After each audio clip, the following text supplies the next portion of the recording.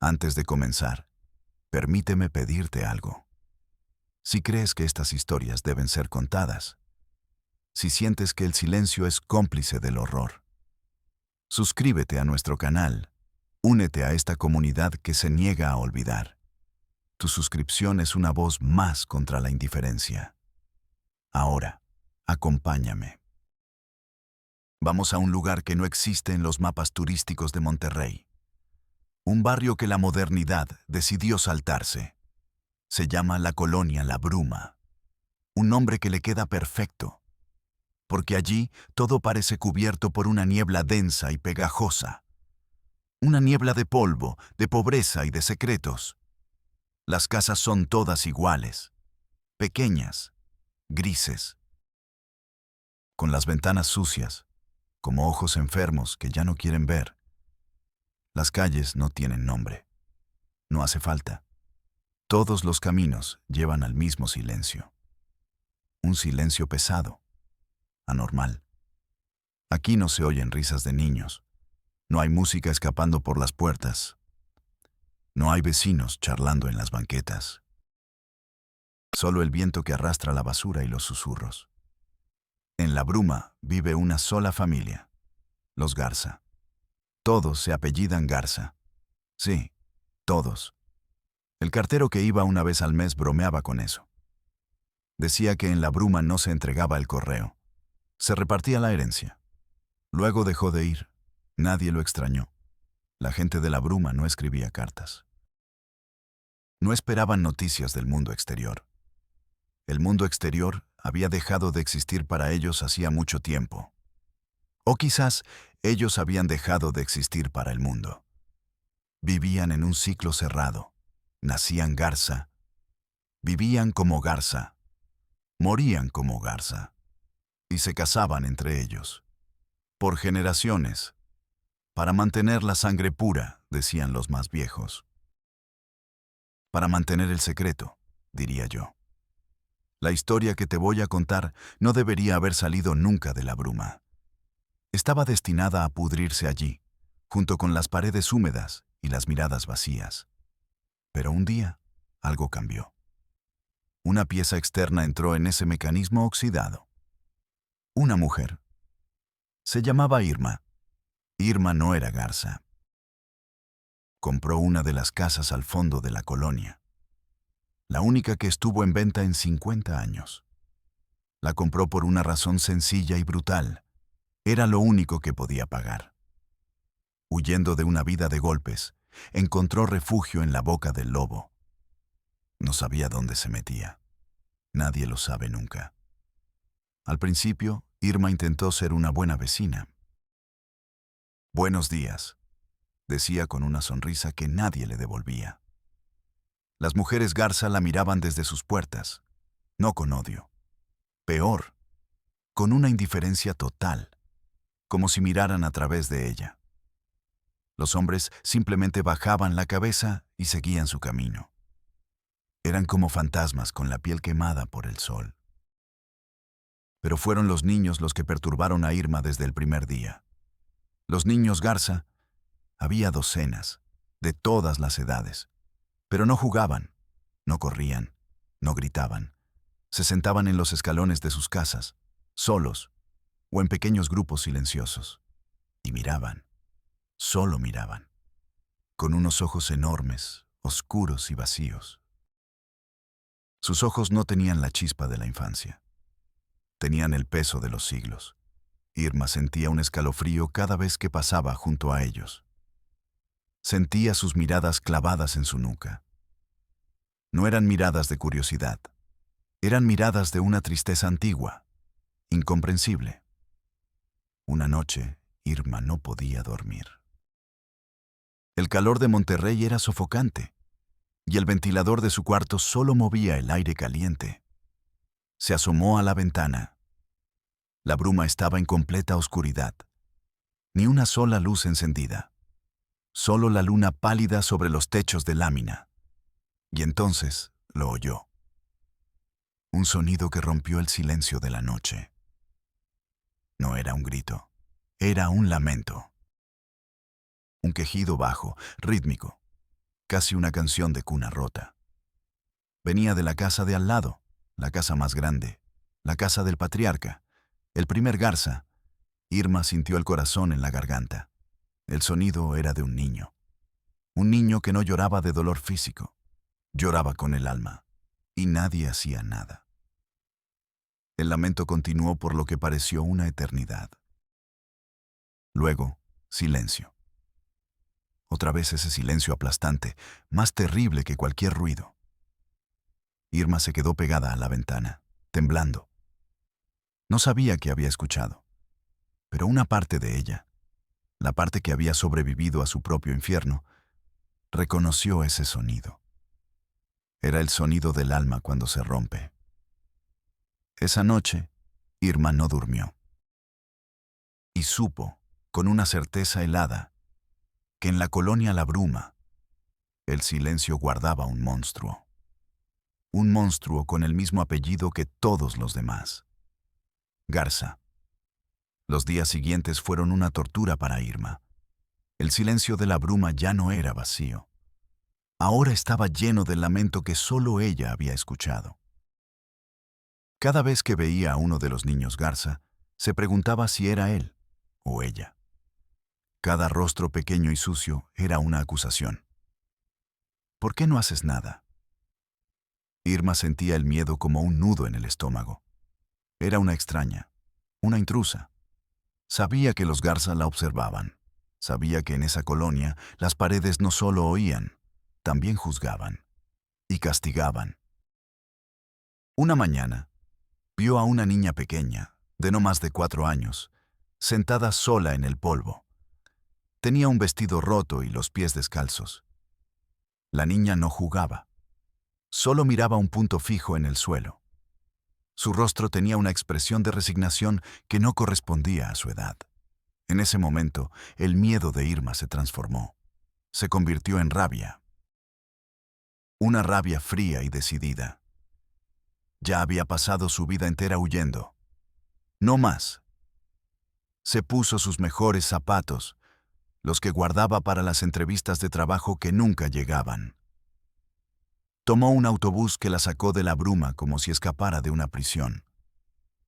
El aire de la ciudad se sentía diferente, más ligero, pero la gente parecía igual de indiferente. Caminó sin rumbo fijo hasta que vio un edificio gubernamental, grande, gris, imponente. En la entrada, un letrero desgastado decía: Sistema para el Desarrollo Integral de la Familia. DIFE. Sintió una pequeña esperanza. Quizás aquí alguien escucharía. El interior olía a papel viejo y a desesperanza. Filas de sillas de plástico ocupadas por mujeres con la mirada perdida. Niños que no hacían ruido. El mismo silencio enfermo de La Bruma, pero con aire acondicionado. Irma tomó un número y esperó. 1 hora. 2 horas. Vio a gente entrar y salir de las oficinas, con la misma expresión de derrota con la que habían llegado. Finalmente, su número apareció en una pantalla. Ventanilla 4. Detrás del cristal, una mujer joven la miraba. Tenía el cabello recogido y unos lentes que la hacían parecer seria. Su nombre, en un gafete: Carmen Mendoza. Trabajadora social. Carmen no parecía cansada ni cínica. No todavía. Había una chispa de idealismo en sus ojos. La chispa de alguien que aún creía que podía cambiar el mundo. O al menos, una pequeña parte de él. ¿En qué puedo ayudarla?, dijo Carmen, con una voz profesional, pero no fría. Irma empezó a hablar. Su voz era un susurro al principio. Habló de La Bruma, del silencio, de los apellidos iguales, de los niños que no jugaban, de sus ojos vacíos y del lamento en la noche. Carmen escuchaba. A diferencia de los demás funcionarios que Irma había visto, Carmen no miraba el reloj. No llenaba un formulario mientras hablaba. La miraba a los ojos y asentía lentamente. Tomaba notas en una libreta, no en un formato oficial, en una libreta personal. Cuando Irma terminó, se hizo un silencio. Irma se sintió vacía, expuesta. Esperaba que la despidieran con una frase amable pero inútil. Lo investigaremos. Gracias por su tiempo. Pero Carmen se quedó mirándola. ¿La casa de dónde venía el llanto?, preguntó. La más grande, al final de la calle principal. ¿Dónde vive el viejo?, respondió Irma. Carmen escribió algo más. Deme su dirección y su teléfono. No la llamaré a menos que sea una emergencia. No quiero ponerla en riesgo. Esa simple frase le devolvió a Irma un poco de fe en la humanidad. No quiero ponerla en riesgo. Alguien, por primera vez en mucho tiempo, se preocupaba por ella. Irma se fue de la oficina sintiéndose más ligera. No sabía si algo cambiaría, pero ya no estaba sola. El monstruo de la bruma ahora tenía a alguien más mirándolo. Carmen Mendoza cerró su libreta. Sintió un escalofrío, a pesar del calor de la oficina. La historia de Irma sonaba como el inicio de una película de terror. Apellidos iguales. Endogamia. Aislamiento. Sabía lo que eso significaba. En la universidad había estudiado casos así. Comunidades cerradas donde los secretos se heredan junto con los genes y donde los resultados son siempre catastróficos. Llevó el caso a su supervisor.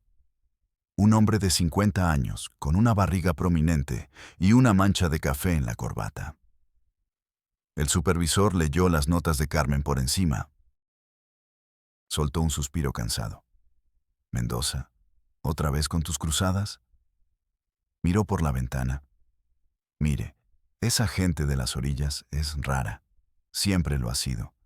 Probablemente la señora que vino está loca o quiere causar problemas. Carmen insistió. Pero los niños, señor.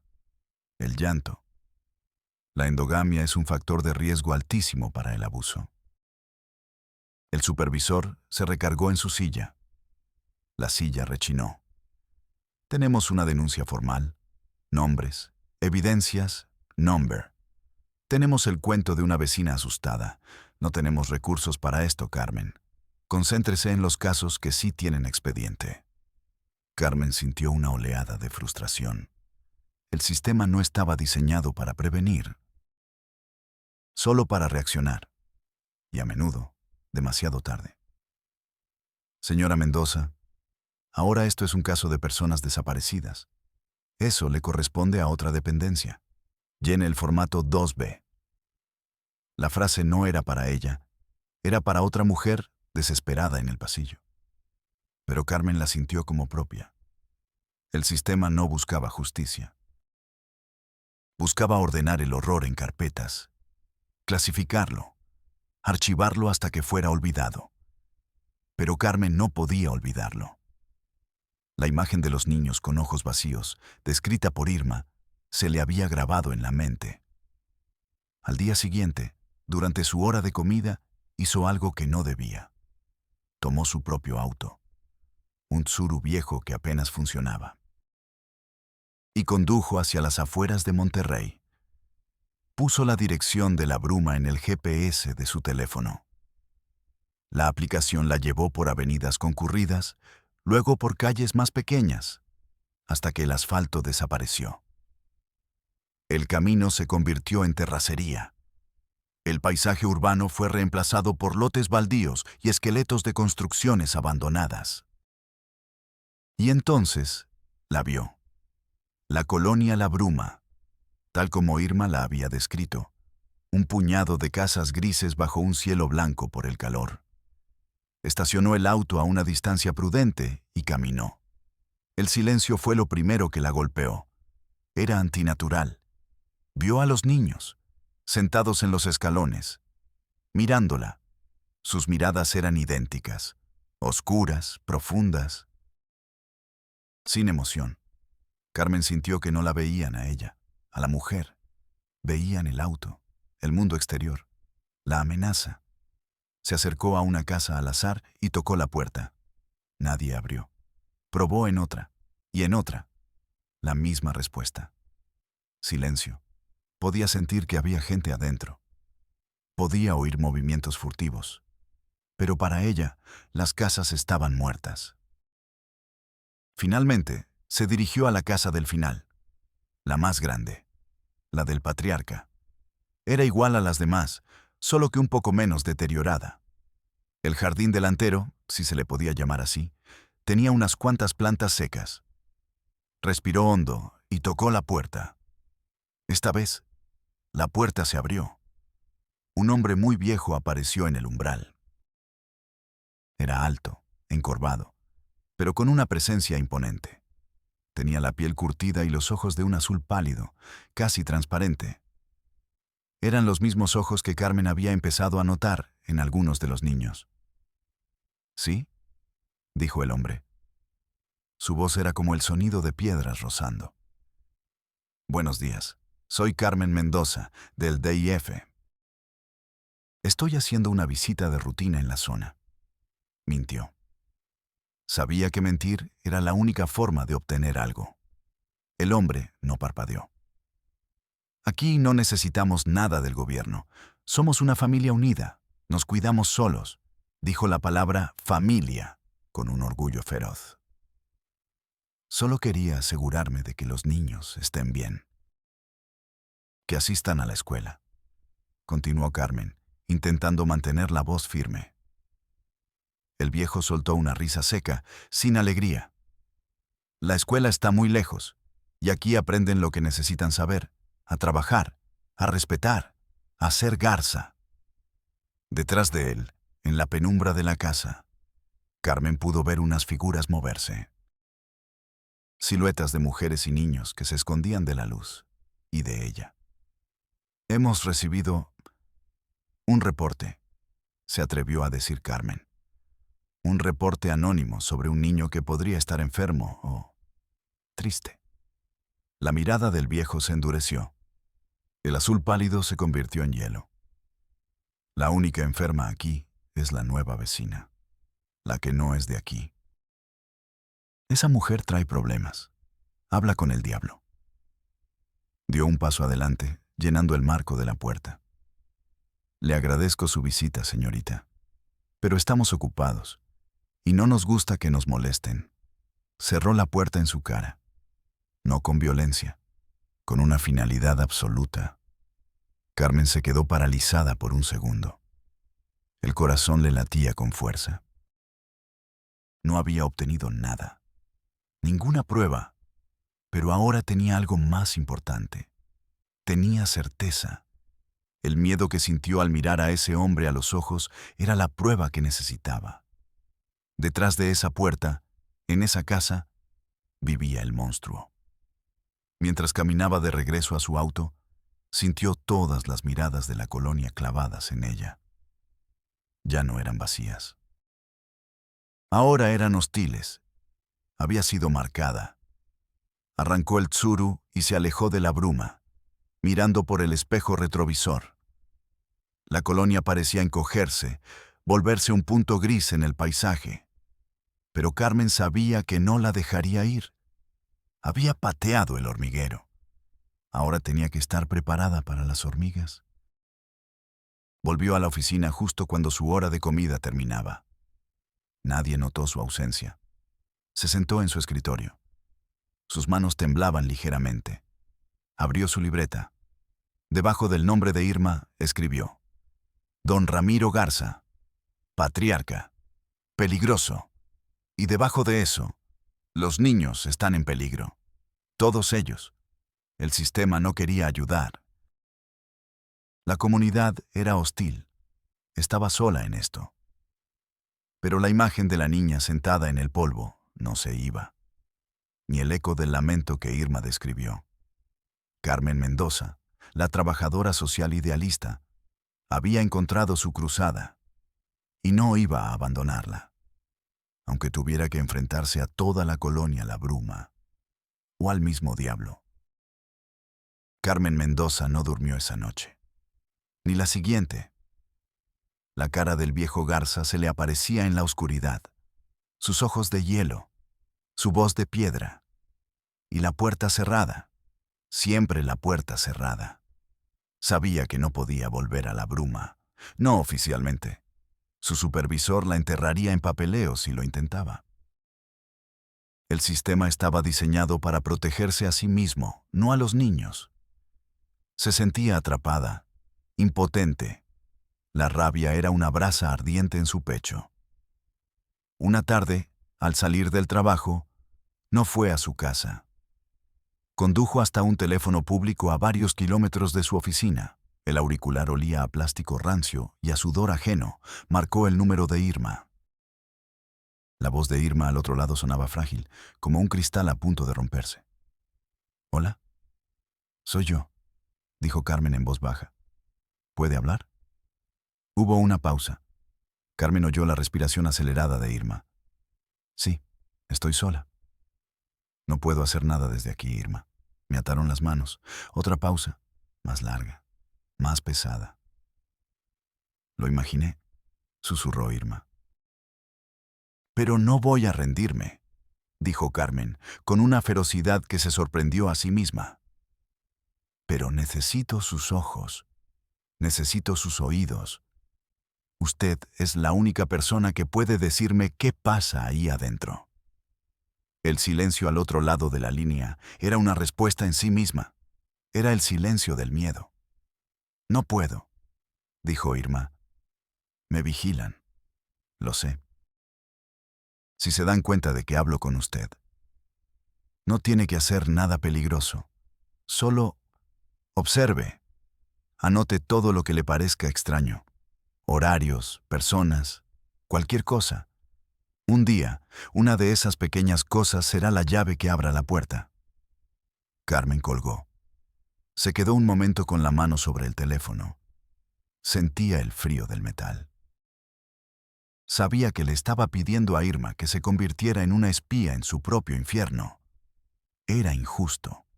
Era cruel. Pero era la única opción. Para Irma, los días se volvieron una lenta agonía. Cada crujido fuera de su casa la hacía saltar. Cada mirada de un garza en la calle era una amenaza. Vivía con las cortinas cerradas, pero observaba. A través de una pequeña rendija en la tela, veía pasar la vida silenciosa de la bruma. Veía a las mujeres, siempre vestidas de oscuro, caminar hacia la tienda del barrio, la única conexión con el mundo exterior. Veía a los hombres salir en camionetas viejas por la mañana y regresar cubiertos de polvo por la tarde. Y veía a los niños. Siempre los niños. Sentados, esperando. No sabía qué esperaban. Quizás nada. Una tarde de sábado, el calor era una manta de plomo sobre la colonia. El aire vibraba. Irma estaba en su cocina, tratando de encontrar un poco de fresco en el suelo de baldosas. De repente, un ruido. Un golpe seco, seguido de un grito agudo y corto. Luego, silencio. El corazón de Irma se detuvo. Corrió a la ventana. A unos 20 metros, un niño yacía en el suelo. Había caído de una barda baja de no más de 1 metro de altura. Pero había caído mal. Su brazo estaba doblado en un ángulo imposible. El niño no lloraba. Solo miraba su brazo con una expresión de sorpresa. De las casas cercanas salieron algunas mujeres. Miraron al niño. Miraron a su alrededor. Nadie se movió. Esperaban. La madre del niño salió de una de las casas. Era una niña ella misma. Quizás 16 años. Miró a su hijo en el suelo. Su rostro no mostró pánico, ni angustia. Solo la misma resignación vacía de siempre. Se quedó allí, paralizada. Fue entonces cuando Irma rompió. La prudencia, el miedo, las advertencias de Carmen. Todo se desvaneció. Abrió la puerta de golpe y corrió hacia el niño. Sintió las miradas de todas las mujeres garza como cuchillos en su espalda. Se arrodilló junto al niño. «Tranquilo, mi niño, tranquilo», le dijo. aunque el niño no parecía necesitar calma. El hueso roto era visible bajo la piel. Una fractura expuesta. Irma sintió náuseas. Miró a la madre. Hay que llevarlo a un hospital. Ahora. La joven madre solo negó con la cabeza, lentamente. No podemos, susurró. Irma no entendía. ¿Por qué no? Se va a infectar. Puede perder el brazo. La joven miró hacia la casa grande del final de la calle. La casa de don Ramiro. El miedo en sus ojos era absoluto. El abuelo no nos deja. En ese momento, Irma entendió que el hospital era otro mundo, un mundo prohibido. Entonces lo curamos aquí, dijo Irma, con una determinación que no sabía que tenía. Ayúdame a llevarlo a tu casa. La joven dudó. Miró a las otras mujeres que seguían observando, inmóviles. Eran un jurado silencioso. Finalmente, asintió. Entre las dos, levantaron al niño, que soltó un pequeño quejido, y lo llevaron a la casa. Al cruzar el umbral, Irma sintió como si entrara en otra dimensión. El aire era espeso, olía a humedad, a comida guardada y a algo más, algo dulce y rancio. Era el olor de la enfermedad no atendida. Sintió un escalofrío recorrer su espalda, el frío de las tumbas en un día de verano. Acostaron al niño, Mateo, en un sofá raído. Irma buscó algo para entablillar el brazo. Unos trozos de cartón. Unas tiras de tela de una sábana vieja. Mientras trabajaba, observaba a la joven madre. Se llamaba Sofía. Tenía los mismos ojos azules y vacíos de don Ramiro. Y en su rostro, la ausencia total de futuro. Gracias, susurró Sofía. Fue la primera palabra amable que Irma había escuchado en la bruma. Mientras Irma terminaba de inmovilizar el brazo, Mateo empezó a inquietarse. No por el dolor.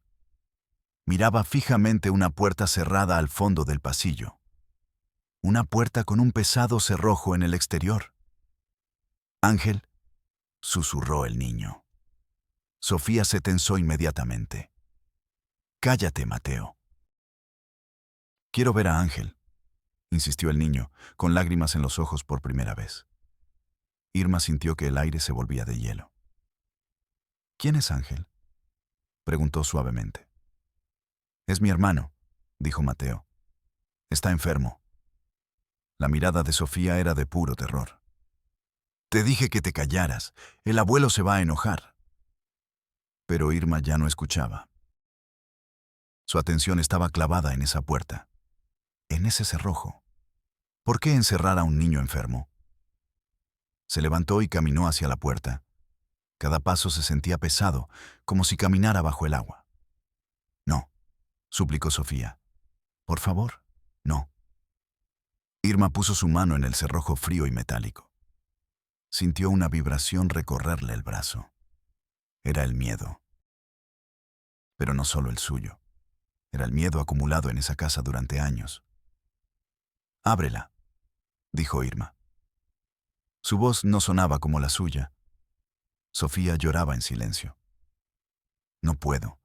La llave la tiene el abuelo.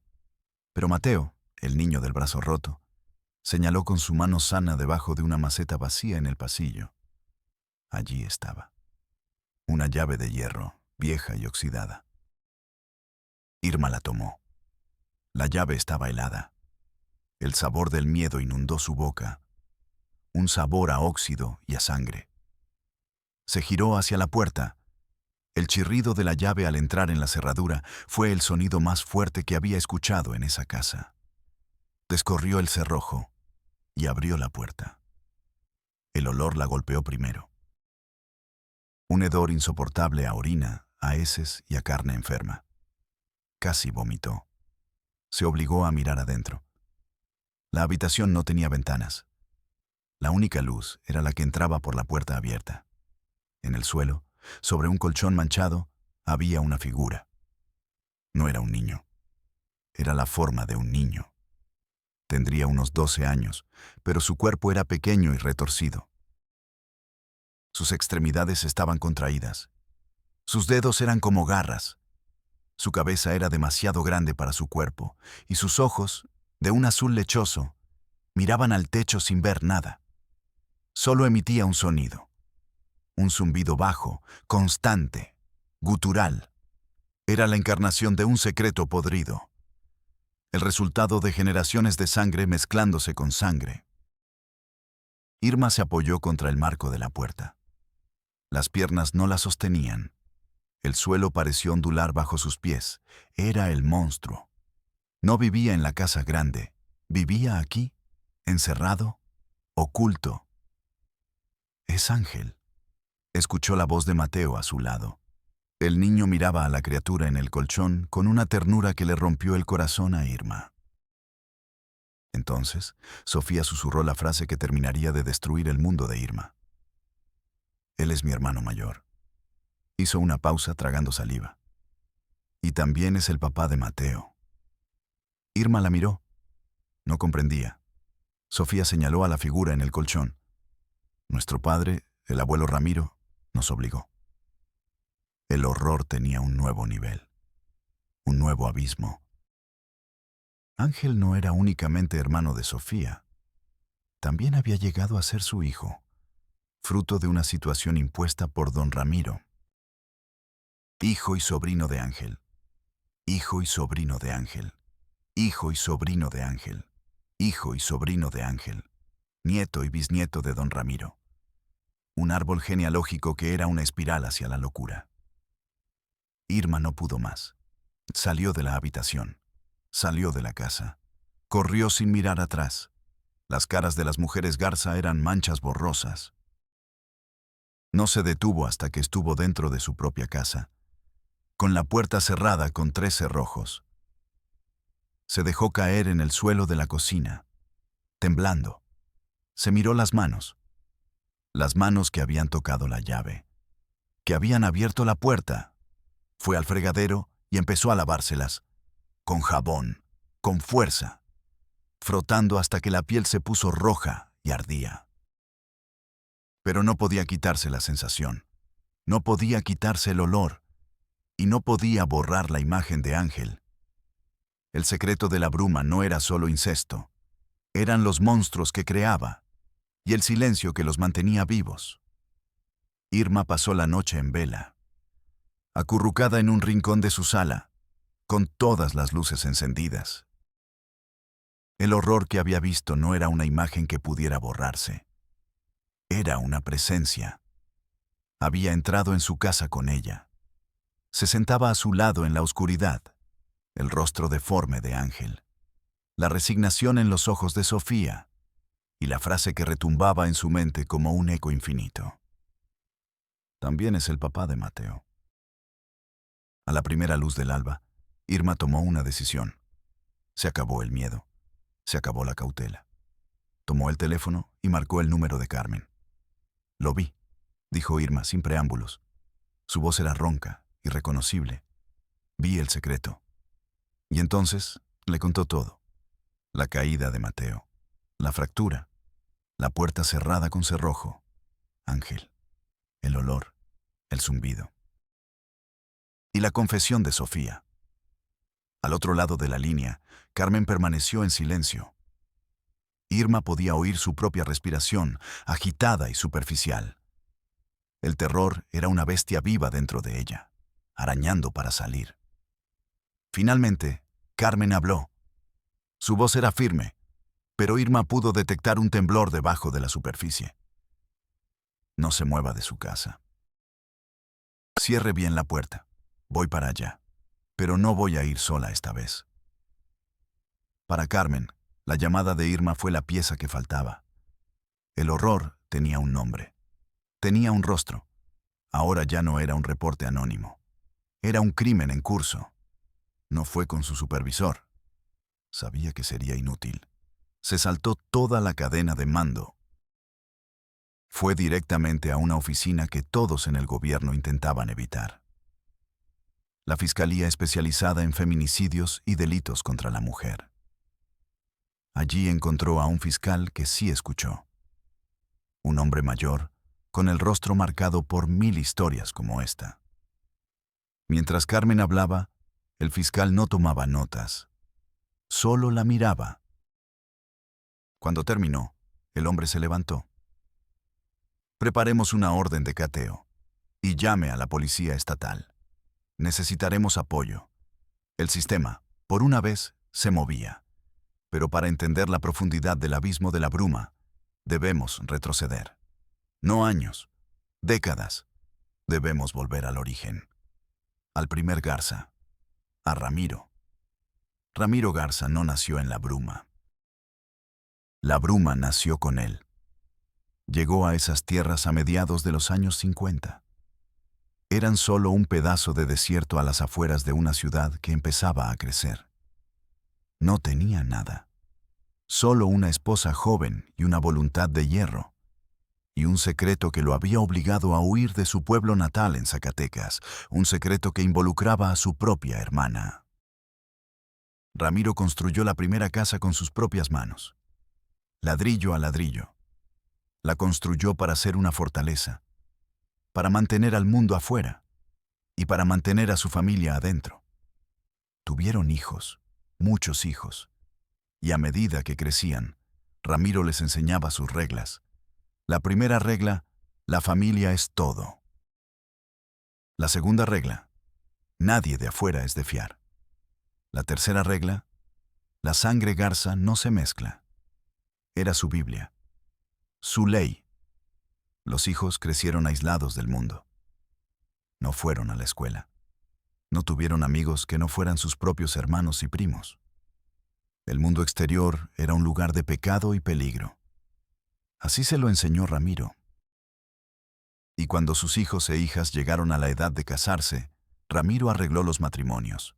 Sobrino con tía, primo con prima. La primera generación de uniones consanguíneas no mostró problemas graves. Los niños nacían sanos, en apariencia. Pero el veneno ya estaba en la sangre, esperando. Ramiro veía esto como una victoria.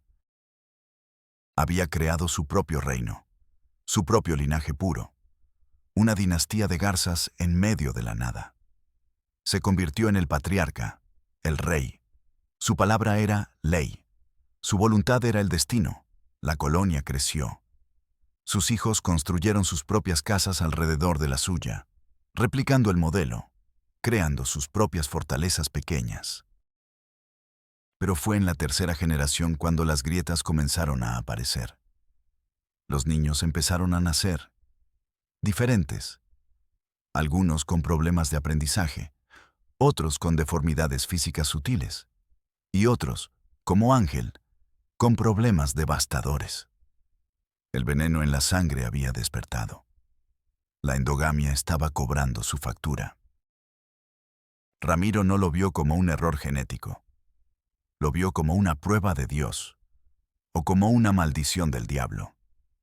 En lugar de detenerse, se aferró aún más a sus creencias. El aislamiento se hizo más extremo.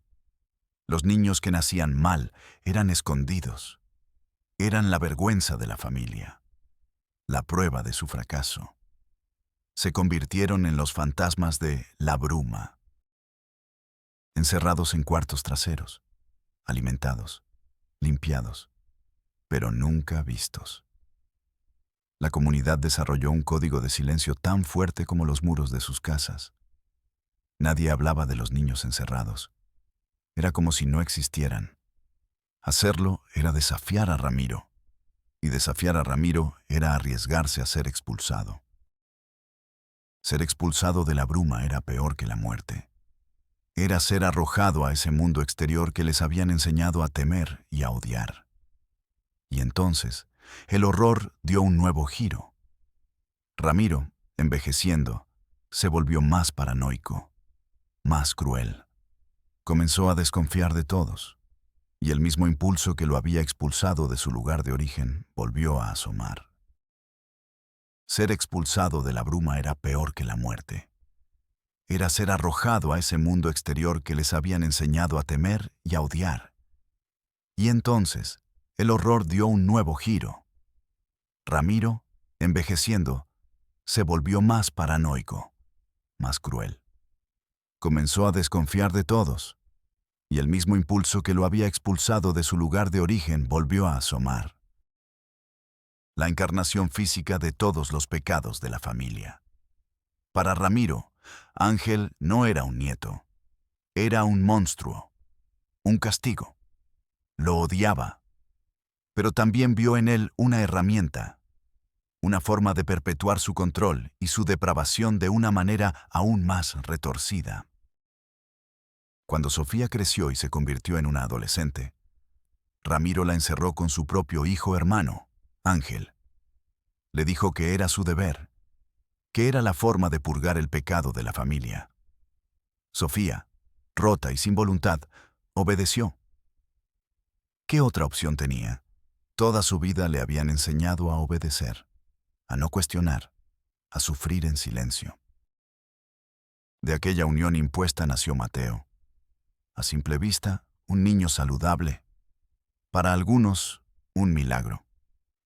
Para Ramiro, otra aberración dentro del esquema que había diseñado. De allí surge otro menor que resulta, a la vez, hijo y sobrino nieto. Un laberinto de parentescos imposibles. Una genealogía marcada por la sombra. Y todo esto sucedía en silencio, a pocos kilómetros de una de las ciudades más modernas de México.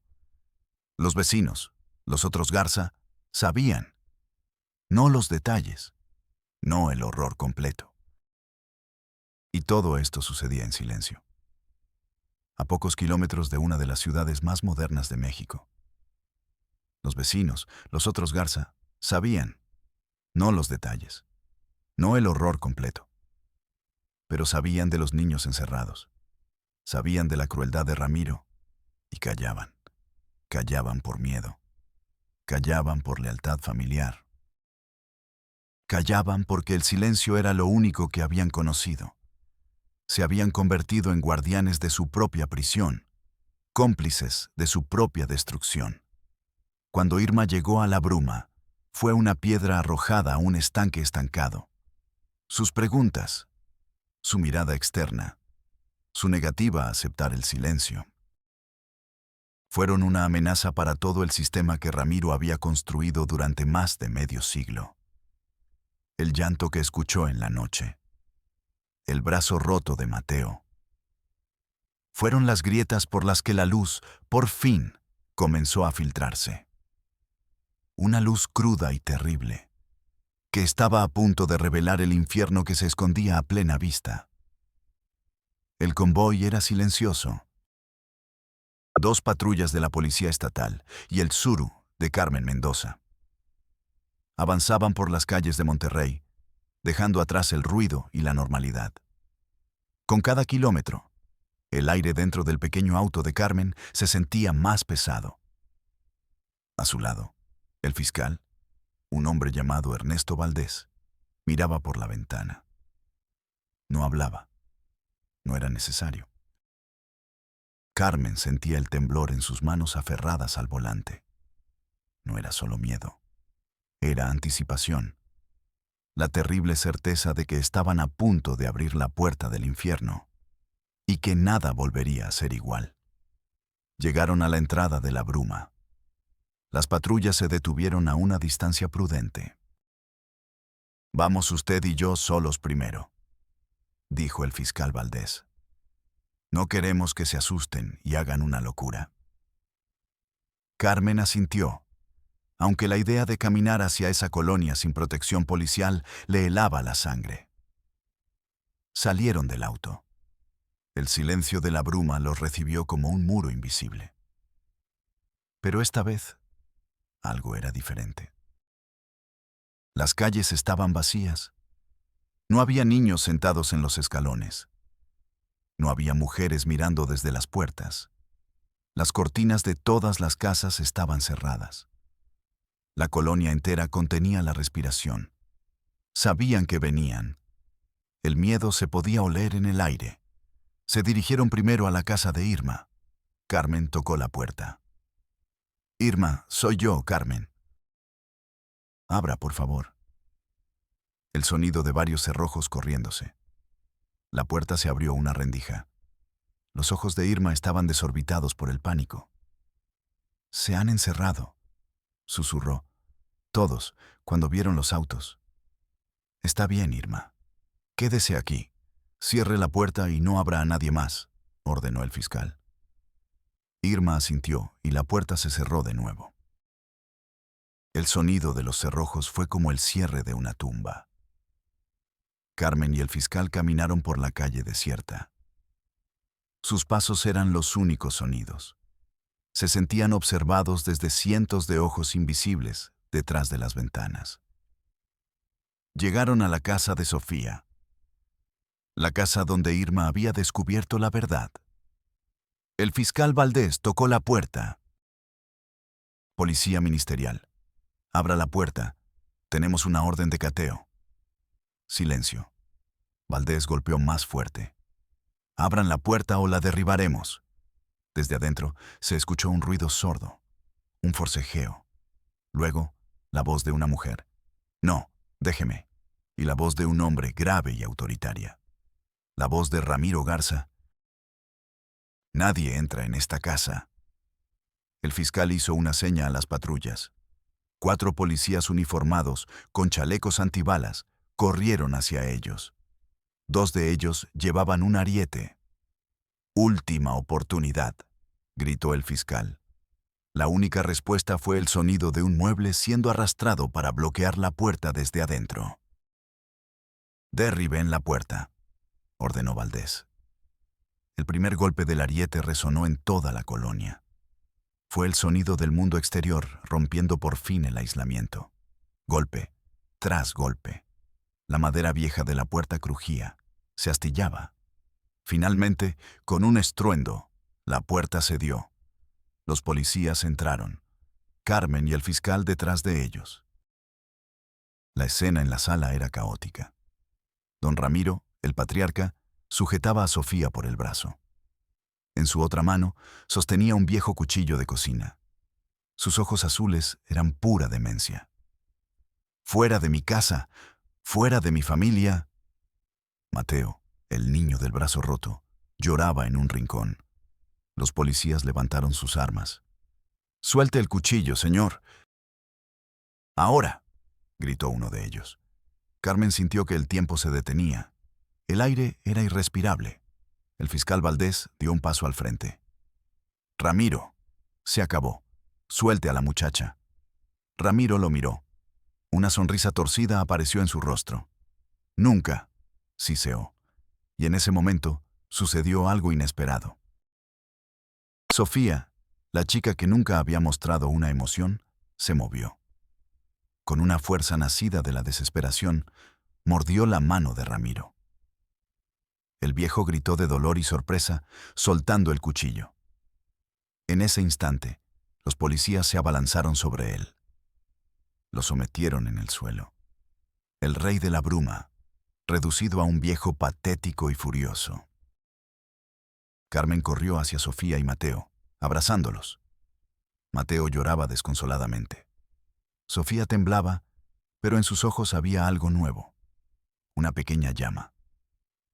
El fiscal se dirigió hacia el pasillo, hacia la puerta del fondo, la puerta con el cerrojo. La abrió. A pesar de que Irma lo había preparado, el olor lo hizo retroceder. Los policías se asomaron. Sus rostros endurecidos por la calle se contrajeron en una mueca de horror. Carmen se acercó. Vio a Ángel, la criatura en el colchón. El zumbido bajo y constante llenaba la pequeña habitación.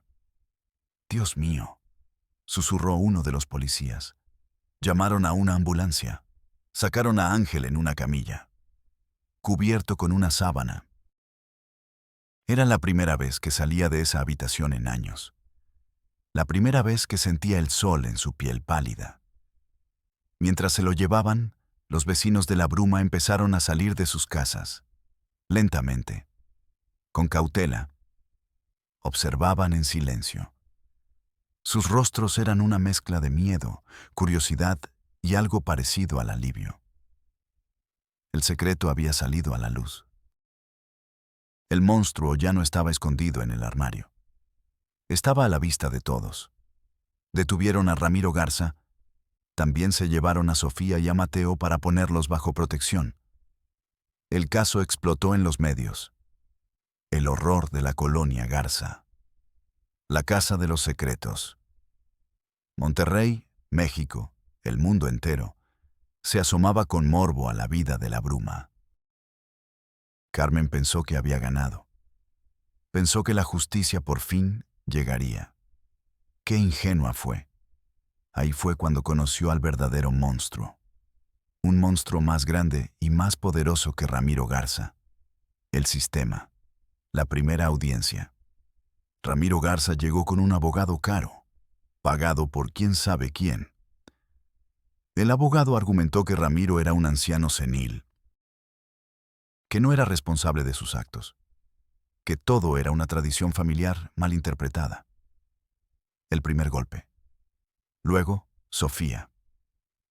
En su primera declaración, aterrorizada, confundida, cambió su historia. Dijo que había mentido, que su abuelo era bueno, que Irma, la extraña, la había obligado a inventarlo todo. La presión de la familia, el miedo inculcado durante toda una vida, fue más fuerte que su recién descubierta libertad. El segundo golpe. Carmen fue llamada a la oficina de su supervisor, el de la mancha de café. Mendoza, ¿ve lo que ha hecho? Un escándalo nacional. Nos ha puesto a todos en evidencia. No la felicitó, no la apoyó, la castigó. Está fuera del caso. La voy a transferir al archivo. Necesitamos a alguien que ordene los expedientes de los últimos 20 años. El sistema la estaba castigando por hacer su trabajo. Sintió una náusea fría, la misma que sintió al abrir la puerta del cuarto de Ángel. Se sentó en el sótano polvoriento del archivo, rodeada de carpetas. Cada carpeta, una tragedia olvidada. El sistema no buscaba justicia. Buscaba ordenar el horror en carpetas, clasificarlo, archivarlo hasta que fuera olvidado. Se sentía derrotada. Pasaron las semanas. El caso Garza se fue enfriando. Nuevas noticias, nuevos escándalos, ocuparon los titulares. Ramiro Garza fue puesto bajo arresto domiciliario, a la espera de evaluaciones psiquiátricas que nunca parecían llegar. Ángel fue internado en una institución estatal, un número más en una cama anónima. Sofía y Mateo fueron devueltos a la bruma, a la custodia de la familia. El sistema había decidido que la familia, la misma que había creado el monstruo, era el mejor lugar para las víctimas. Carmen iba todos los días a su nuevo trabajo en el archivo. El olor a papel viejo era el olor de la justicia muerta. Un día, el fiscal Valdés la visitó. Se sentó en una silla desvencijada en medio de las torres de expedientes. «Lo siento, Carmen», dijo. «Hice lo que pude». «¿Qué va a pasar ahora?», preguntó ella. Su voz sonaba hueca. Valdés suspiró, un suspiro que parecía cargar con el peso de todo el sistema judicial. «La defensa está alargando el proceso. Apelaciones, amparos. En unos meses, Ramiro Garza será declarado incompetente para ser juzgado. El caso se cerrará. Sofía y Mateo seguirán en la bruma, y todo volverá a ser como antes». Miró a Carmen a los ojos. «El sistema no está roto, Carmen. Está diseñado así, para proteger a los poderosos y para olvidar a los débiles». Se levantó para irse. «Usted hizo lo correcto. No lo olvide nunca, aunque no haya servido de nada». Cuando el fiscal se fue, Carmen se quedó sola en el silencio del archivo. No sirvió de nada. La frase era una daga en su corazón. Miró sus manos. Las manos que habían guiado a la policía hasta el infierno se sentían vacías, inútiles. El sistema no había fallado. Había funcionado a la perfección. Había contenido el escándalo. Había protegido el statu quo. y había devuelto a las víctimas a su jaula. La bruma volvería a cerrar sus puertas. El silencio volvería a reinar. Y en algún cuarto oscuro, el zumbido de un nuevo ángel esperaría a ser descubierto, o a morir sin que nadie supiera su nombre.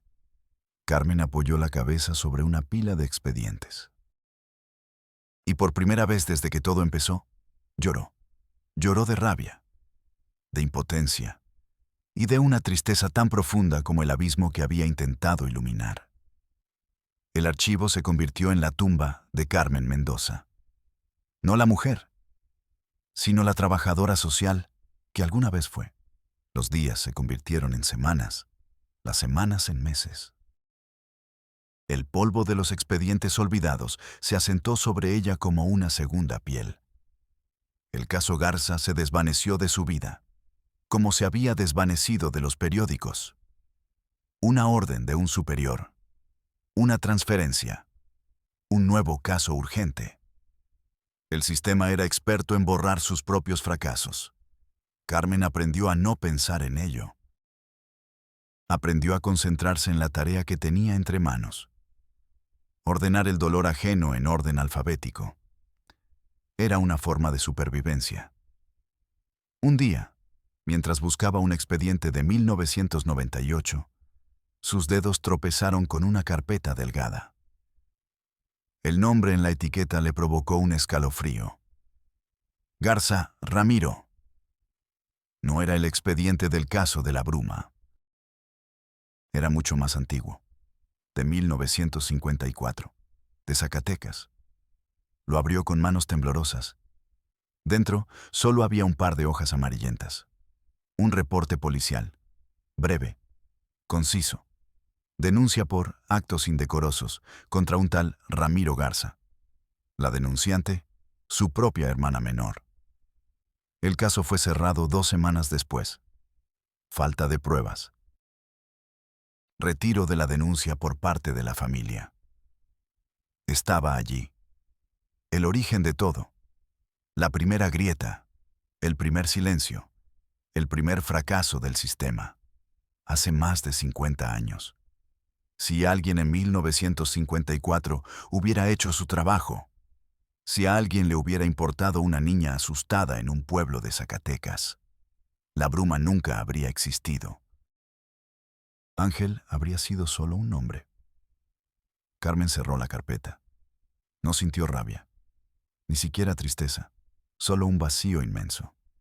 La comprensión de que no luchaba contra un hombre, sino contra un ciclo. Un ciclo de violencia y silencio que se alimentaba a sí mismo. Esa tarde, no volvió a casa. Condujo, sin rumbo. El tsuru la llevó, casi por voluntad propia, hacia las afueras de la ciudad, hacia la bruma. Estacionó a la misma distancia prudente, pero esta vez no caminó hacia la colonia. Subió a una pequeña colina que dominaba el lugar. Desde allí, la bruma parecía un juguete roto, un conjunto de cajas grises arrojadas al azar en el polvo.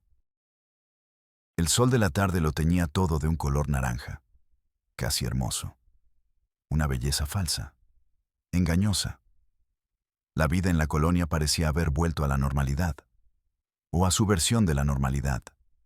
Vio niños jugando en la calle, pero no era un juego normal. Era un juego silencioso, sin risas. Imitaban a los adultos. Vio a Sofía. Caminaba hacia la tienda.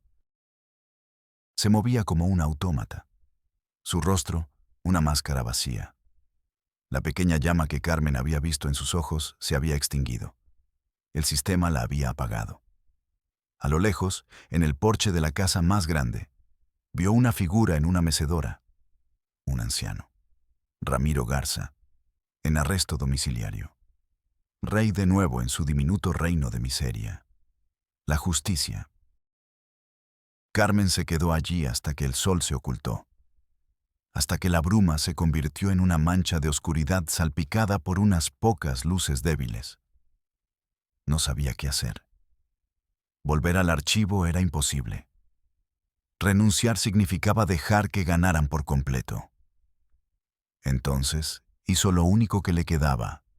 Sacó su teléfono, no el del trabajo, su teléfono personal, y comenzó a escribir. No un informe oficial, no un expediente, la historia. La historia de Irma, de Sofía, de Ángel, de Ramiro. La historia del silencio.